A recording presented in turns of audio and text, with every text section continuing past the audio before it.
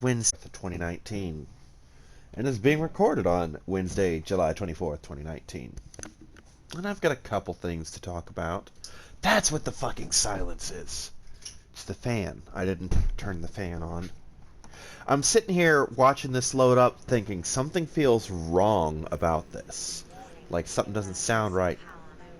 I, uh, I usually have my fan on low unless I'm about to leave the house because the roommate gets pissy if it's on at all when I'm not home. But yeah, I'm one of those people who cannot function properly for long periods of time without the fan on. You know. But anyway, couple things to talk about this week. First off, I'm about to have a break in my being broke. The broke's gonna break. Meaning I get paid tomorrow. Which won't help as much as you think it will, because I'm still kind of in the hole over the whole bike thing. Plus, I had to spend money on a couple things I didn't want to, but really needed to. Such as the kitty cats and, to an extent, the puppy dog had no food. So I had to hit up Chewy and spend about $52 on cat food, dog food, and kitty litter. So that arrived the other day, which is good, you know. The critters need their nummies. Literally they need them, or else they will kind of die. You know, gotta feed the pets, or they will not anything anymore. Where is... Okay. See, the hardest part of this now is remembering what's in this game and what's in my game. Welcome aboard, Captain. So yeah, we're gonna patch this hull up, because that's vital. While I try in vain to remember what the fuck I was doing last week. So yeah, my latest project, which at this point hasn't really gone anywhere because I haven't put any serious effort into it, is to get 3 people on Star Trek Online in a temporary capacity. That's the thing. I don't need a lot of time for this. I just need someone to give me a little bit of a hand with something. That something being, well, what does that something being? That something is, I need, like I said, 5 people. Or no, not 5. I do need 5, but I only need 3 people in Star Trek Online to log in temporarily long enough for me to build a fleet. That's really the size of it. And what this amounts to is myself, one quote-unquote person, in that I'm going to log into the other PS4 in the house, and, you know, what's the word? That's how. Okay. And, fucking Kyrix, you do this every week. You know how to speak. Do it. Okay, starting over. We're going to have myself and my oh, what the fuck's the term? Alright, from the top. I, as well as making an account on my roommate's PS4, are going to log in, and then I need 3 people who have at least 1 Zen in their account, or have played for 20 hours, or have made purchases. Lots of, you know, bullshit. The Zen in the account, by the way, is the easy thing. Just basically do 2 missions. You'll get at least 200 to 500 dilithium for said missions. You refine them, you go to the exchange, you buy 1 Zen with them. It doesn't matter, because if you're doing this, chances are you aren't keeping the character anyway. So that, so if you overpay for your Zen, you're not going to care.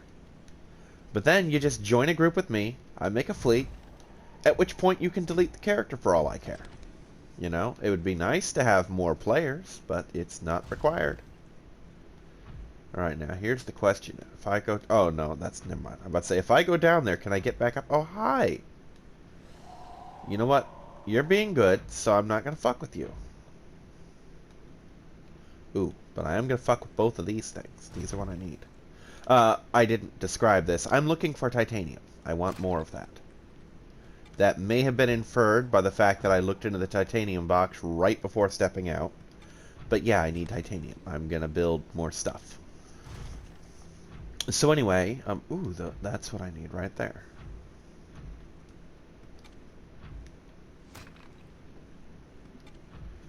And one more ought to do it, if I can find one more.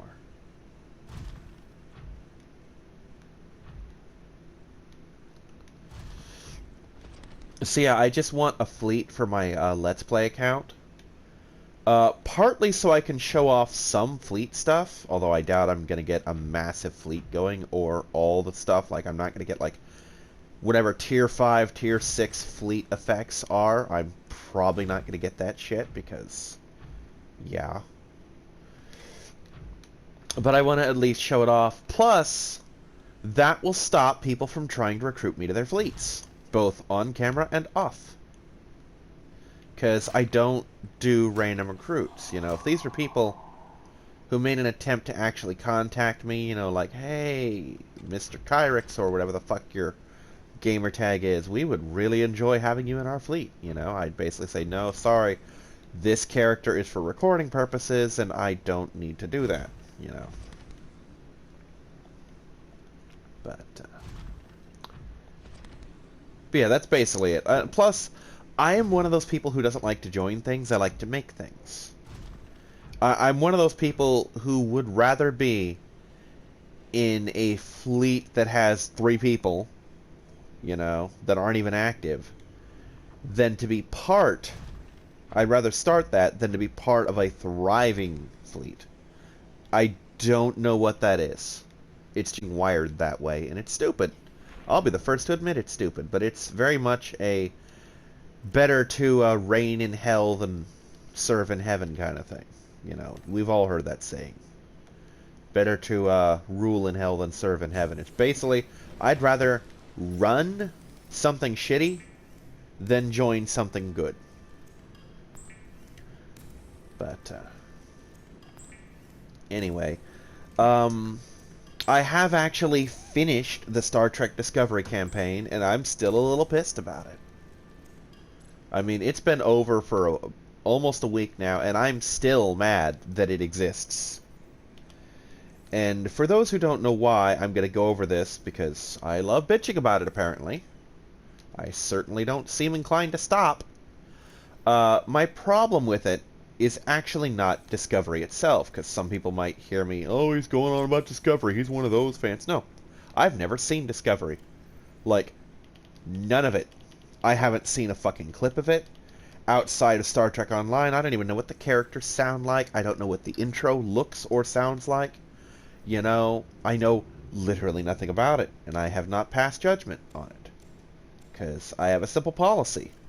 Every Star Trek has 3 seasons to prove itself. No exceptions. And they're just starting to film the 3rd season. So I ain't holding shit against it yet. My issue is with the sheer fucking laziness involved in Star Trek Online's Discovery campaign. And when you hear what they did, you're going to sit there and like, dude, that's fucked up. Here's how it works. It plays out like this.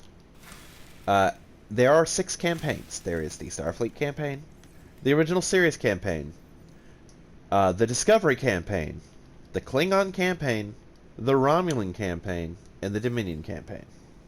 That's 6. 3 for Starfleet, 1 for the Klingons, and 2 that can join either one.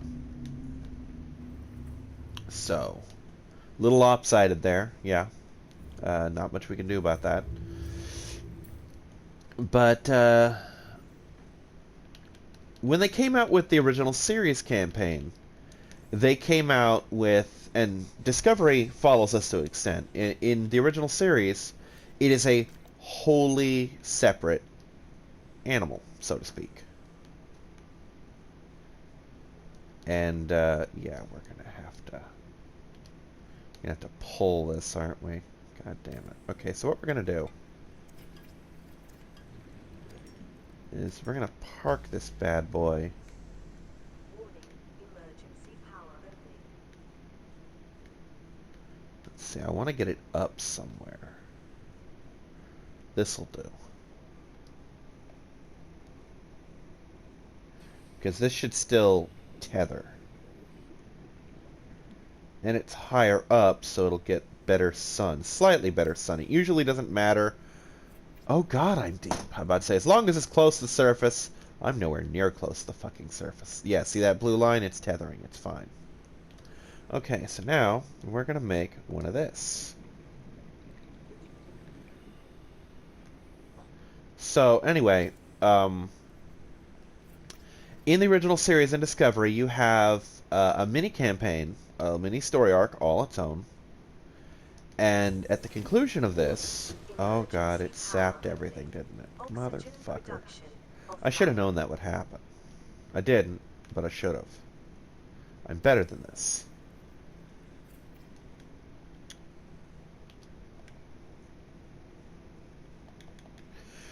Alright, so I need 2 quartz and a copper. I know I have a copper. Oh, fuck, I need to start mining some quartz. Mining. Yeah, like that's a thing in this game. Fuck, I need copper too. Shit! I'm running out of all of the everything. Okay, so we're gonna venture up topsy here. Closer to the top anyway. So what happens is you have this moment in Star Trek Online. You do your whole campaign. It's all good. It's wonderful. Everyone enjoys themselves, and then you're ripped into the future, and you find yourself in the Starfleet, 25th century. Kind of cool. So here you are with this old tech, with the old tech patterns and shit. Pretty cool. But you're in the modern era, so that's fun.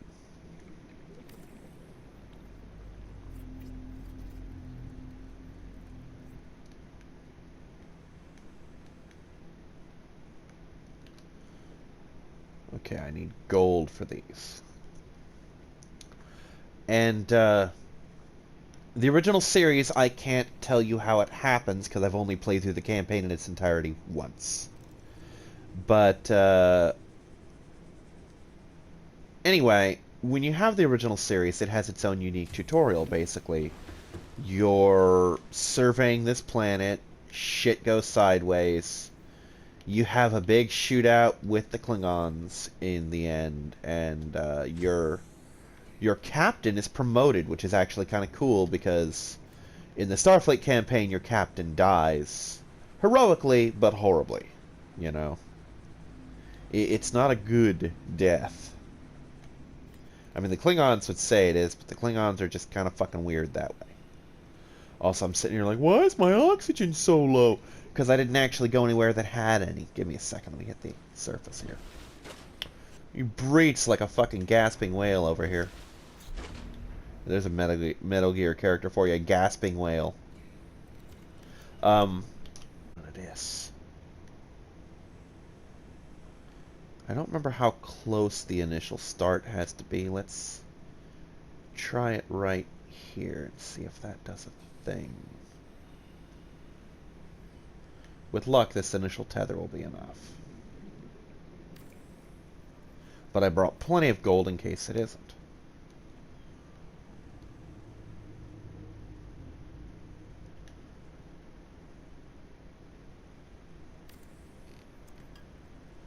Now here's the kicker. I don't remember if this thing has to be actively pulling energy for it to do a thing yet. I mean, I'll know shortly when the sun comes up, but right now, nothing. Okay, good.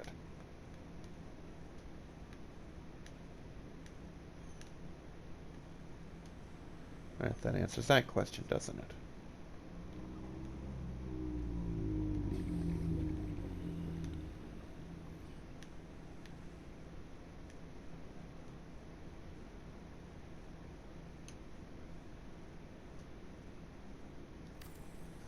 Alrighty. There we go. Perfect. Now we'll do the next tether. And the good thing is, once you have the initial tether set up, they'll go pretty damn far. So that's useful. I think I can tether it all the way here, and it'll do the rest itself. Like, watch. Yep, there we go. Perfect. Now I've got 2 lined up and doing all the pretty stuff. And if I'm correct, they'll charge a little faster because there are 2 of them. So anyway, again, you know, your captain survives. Then you go on to your other missions, like, oh, we're going to do this other thing now.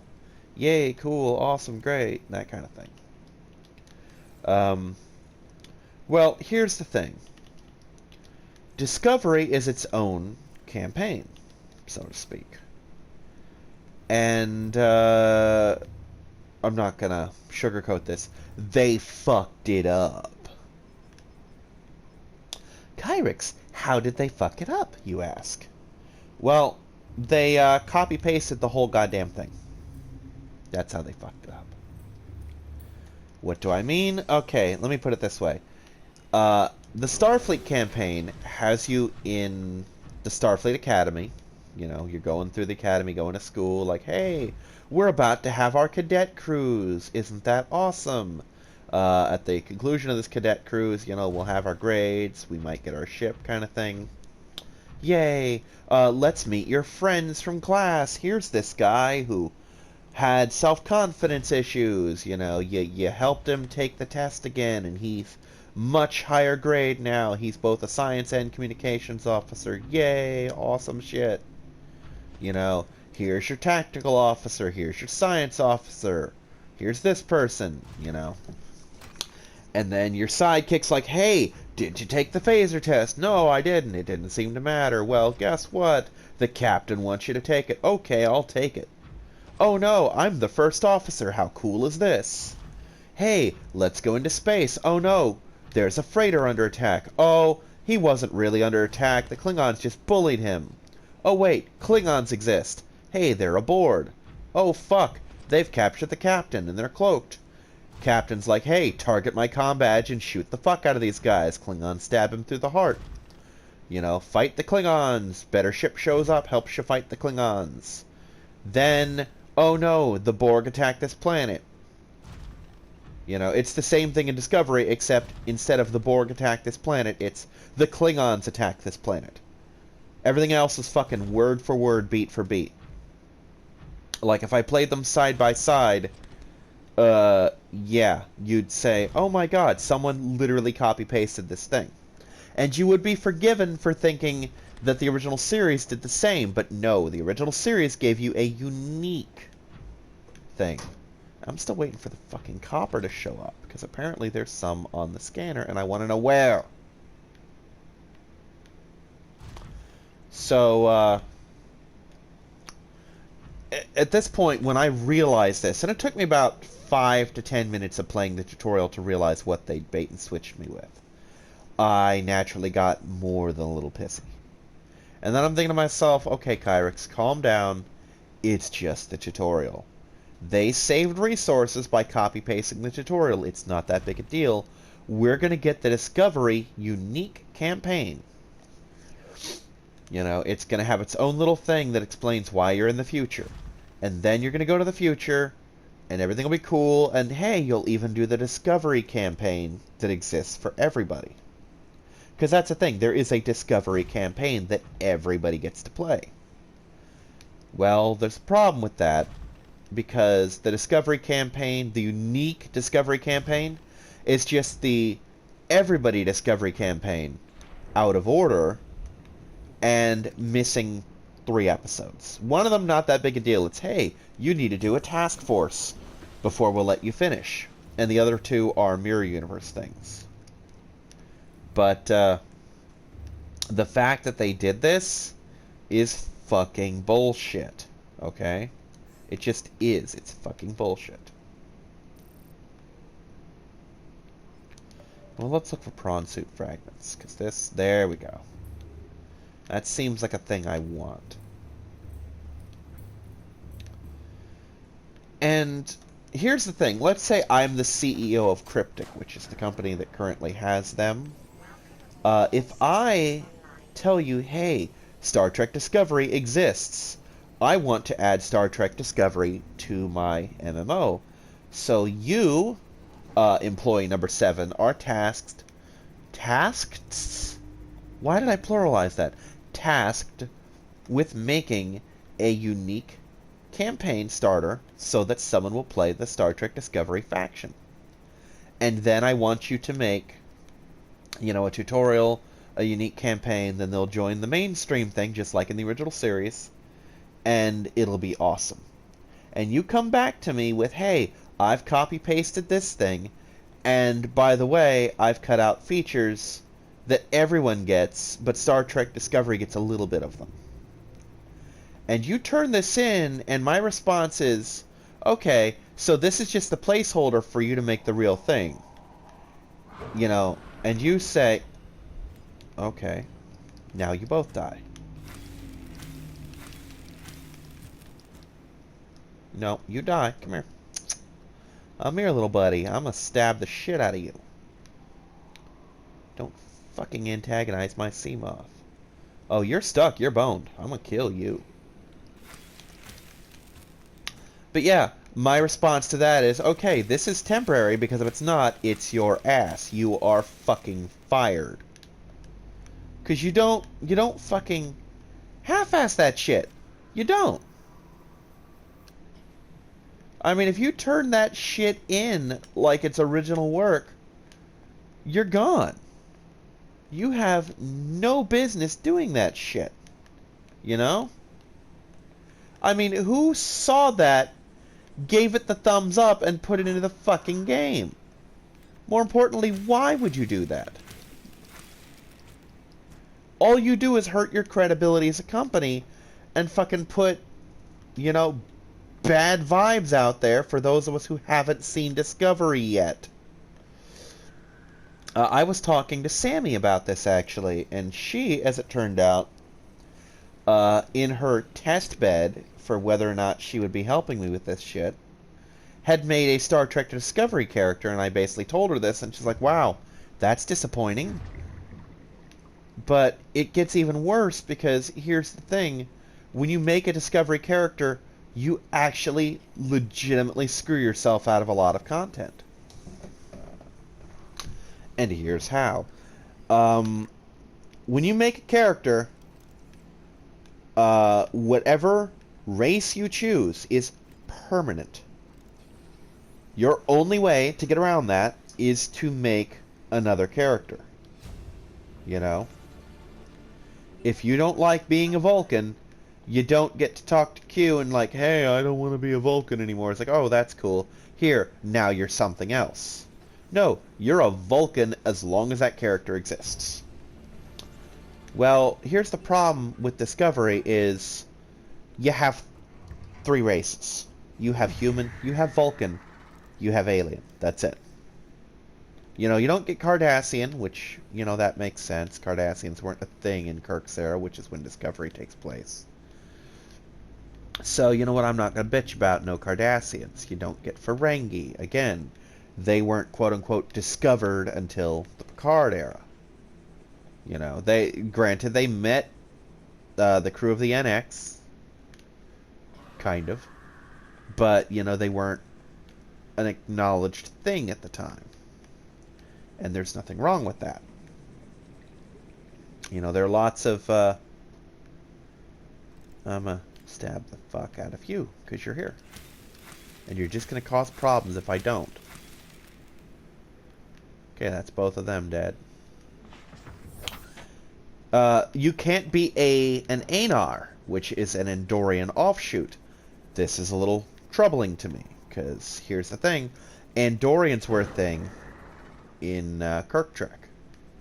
Matter of fact, if you play the original series, you can be an Andorian. You can't be an Anar, though. You can't be a Cation in either one. That's stupid, because Cations debuted in the animated series, which is Kirk Trek.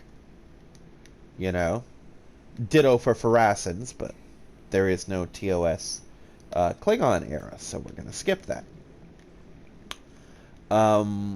So yeah, your choices are human, Vulcan, and alien. And if you don't want to be one of those things, fuck you, because those are all you're going to be. And that's dumb. Meanwhile, Kirk era, you can be Vulcan, Human, Andorian, or Tellarite. And I want to stress, Discovery takes place, let's say, at most a decade, 2 decades, and that's being stupid generous. Let's say 2 decades before the Kirk era, or at least the campaign does, because it's talking to you like Kirk is still in the academy. Ooh, I actually want that, the fire suppression system. And this is my other grapple arm, isn't it? Nope, that's something else. This is also something else. Where's my fucking grapple arm? There we go.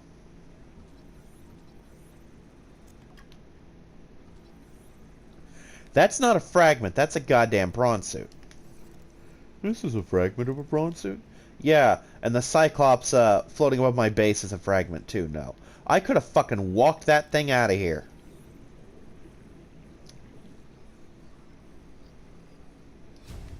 Alright, so that was actually very useful for me. Let me just flashlight this place real quick. There we go, another med kit. Never have too many of those. Because I never remember to stock up on the damn things when I'm at the base. But yeah, it's just... You're playing less content. When you play the Discovery era, you get less content than if you had played Starfleet. You just do. And what you get in exchange for this? Do you get a special class of ship that's exclusive to Discovery? Kind of. It's some weird class that I cannot remember to pronounce. And it's just a generic-ass starter lieutenant ship, like the Miranda class for Starfleet, or the Pioneer class for TOS. It's no big deal. It's a design thing, and nobody cares. Malakowski class, or something like that. That's what it's called. Like the Malakowski class. Something along those lines. No big deal. I honestly have my doubts that it even exists in the show, because I'm pretty sure the Pioneer class didn't exist in the original Trek. So, yeah. You get a unique beam out. Ooh. Your phasers and torpedoes have a different animation. Ooh. You know, basically, nothing worthwhile. At all.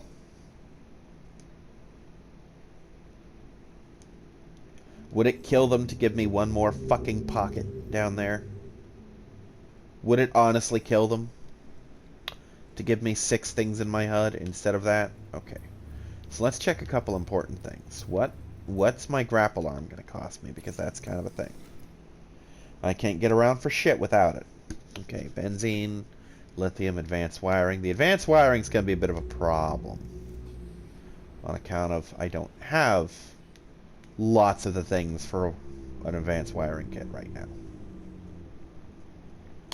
More importantly, what's that fire suppression system going to cost me? Because that is something I kind of want. And why are you snuggling my Cyclops? It is. They're just down here fucking cuddling.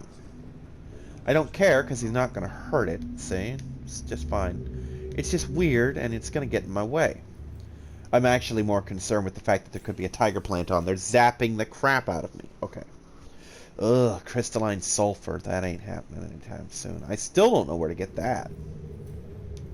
I have found nickel ore. I just don't think I found it on here yet. But I could be wrong. Matter of fact, I'm pretty sure I am wrong.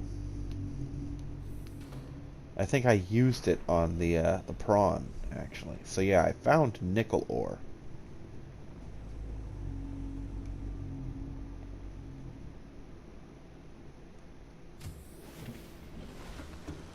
While I'm at it, let me turn off the sensors over here. So, let's segue from Discovery to something better. I have, I went to Pokemon yesterday. That's going to be back to a thing now that I officially have all my Tuesdays back. Love my Tuesdays. They're great. Wrong locker.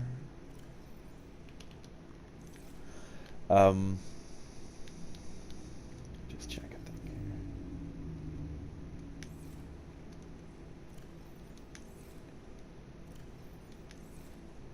I'm just checking all my supplies to see what I need to touch up on.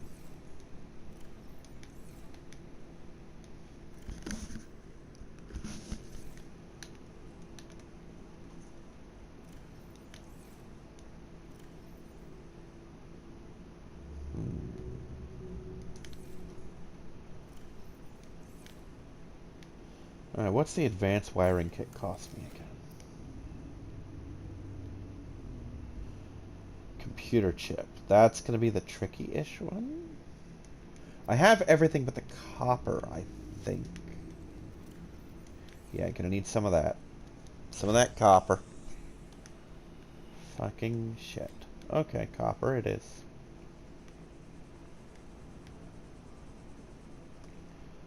Now I know... Okay, let's go this way. I'm about to say I know... No, you know what? Fucking Seamoth.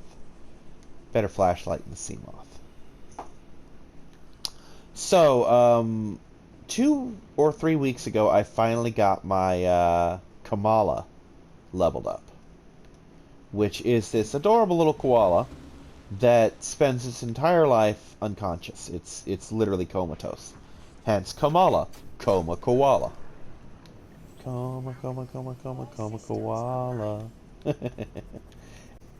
The Kamala is constantly asleep, so it's immune to all status effects. All, you know, one-time status effects. It can still be confused, it can still be attracted. Found that out the hard way. But you can't paralyze it, burn it, toxic it, or freeze it. Obviously, you can't put it to sleep because it already is. Well, if you put sleep talk on it, it can use any of its moves. Now, granted, it can use any of its moves anyway, because while it's considered asleep, it's not asleep. But it can use snore and sleep talk as though it were. But when you use sleep talk, it will use one of its remaining non-sleep talk moves at random, which allows you to put Last Resort on it. Last Resort is a normal type move that does obscene amounts of damage. And the trade-off is you have to have done all your other moves first. So if you have 2 moves, you have to do those and then do Last Resort. You know, if you have 3 moves, then Last Resort. If you have Sleep Talk and just Last Resort, you will use Last Resort every time you Sleep Talk. Guess what I did? There's also an item called the Choice Band, which ups your physical attack power at the cost of only ever doing the first move you do, in this case, Sleep Talk. So, the end result is an incredibly powerful koala that does more damage than it has any right to do with business using right off the bat. The downside is, and one of my opponents figured this out immediately, like, he had this so on hand that I would accuse him of building something specifically to fight this if I had not debuted it that fucking day. Like, he didn't find out this existed until he was fighting it. So this is just something he happened to have on hand. There's a move called Grudge. What Grudge does is it removes all the power points, which is to say the MP, of a move that you use to KO the Pokemon. Meaning that you're not going to use it to hurt anyone else. And he saw what I was doing, switched in this Pokemon, used its superior speed to use Grudge, and then got KO'd in one shot. The result was he lost that Pokemon, but he canceled out me ever using that strategy again, and then his next Pokemon took me out, you know, whole cloth. And then my next Pokemon, Snorlax, proceeded to body his entire fucking team by itself. And that was fun. I really wish you could see the grin on my face as I say that, because it was a lot of fun. For me. But we also got to debut a thing that I've been wanting to do, because it occurred to me that since I now have 2 DSs, a 3DS and a 2, I can actually do a multi-battle by myself.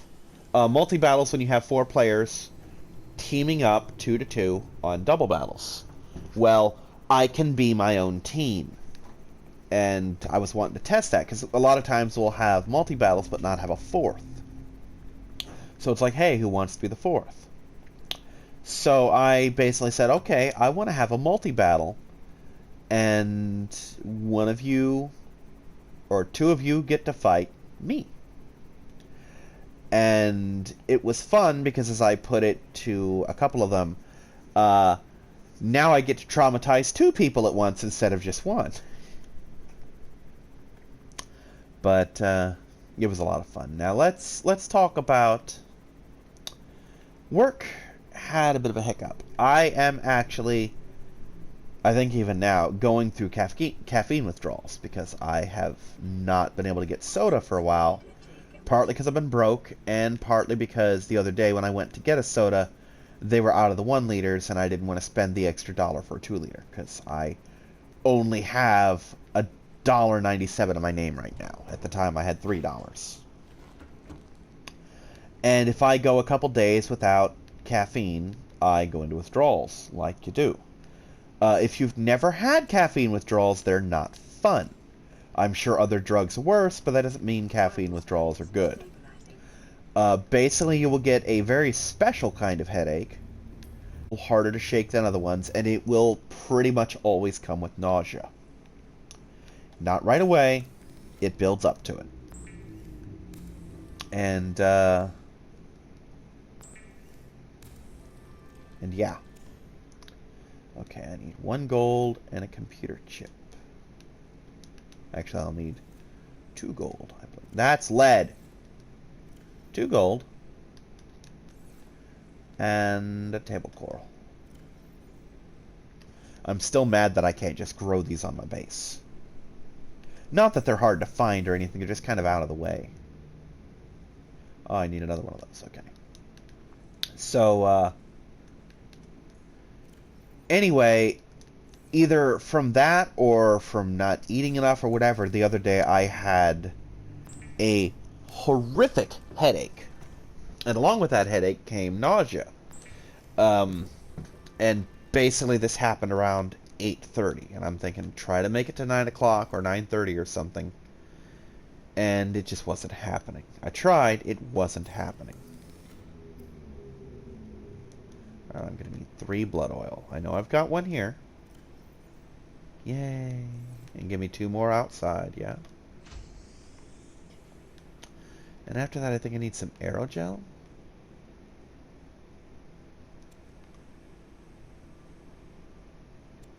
There we go. And I basically had to tell my supervisor home early. You know, I damn near fell off the ladder that I was climbing up at the time. And part of me thinks that he thinks I'm faking it, or was faking it, because I ended up riding my bike home. Which I told him I didn't trust myself to do, and let's be honest, I didn't. But here's the problem, I couldn't get a hold of anyone. And my other friend, who could have definitely taken me home, really wasn't available until like 11 o'clock. Alright, 3 more titanium and a lithium.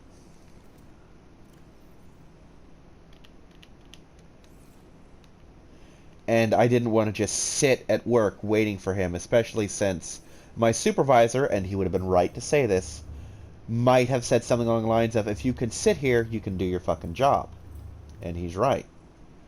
So, fortunately for me, I had enough protected paid time off left, I had about 2 hours, that I could cover the remaining hour and a half of my shift. So, yeah, I had to go home early that day. Now, I did at least make something of that time, in that, access the upgrades.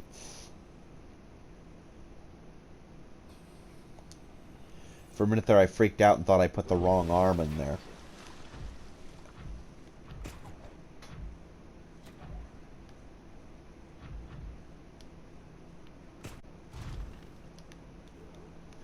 But yeah, this will allow me to get out of places, so that's useful. Anyway, I made it work for me because I got home, promptly fed the pets a double dose of food. I put food in both of their timed feeders, which I will be doing later today. I put my clothes in the backpack ahead of time so I didn't have to scramble to do that in the morning. And I made all the sandwiches so I could just pull shit out of my lunch. And as a result, I saved myself a bunch of time that following day. But other than that, work's been pretty uneventful. And hopefully will continue to do so. Now, we're going to talk about, spoilers, Spider-Man Far From Home. Because I saw that Monday, actually. And I'm going to say any superhero movie of any kind dealing with teenage or child superheroes, read Shazam, read Spider-Man, etc., where there's any kind of a secret identity, is going to, at some point, be cringy as fuck. There was actually a point where I walked out of the theater itself and used the bathroom because I couldn't sit there through it. Don't think that this is a bad thing, I just have a very low tolerance for that kind of shit. I just can't deal with it. Oh, I can't pick that up anymore. Okay. Most people, read everybody but me, were able to sit through it just fine. I'm one of those people who has to drown that shit out. Just how I'm wired. Anyway, there is one major complaint, and I'll get to it in a minute, that I have with the new Spider-Man in general. But let's talk Mysterio. Mysterio, I'm going to say this now, is the biggest joke of a Spider-Man villain. Note that I said Spider-Man villain. As a villain for literally any other character in the Marvel Universe, Mysterio would be amazing. He would be this terrifying villain.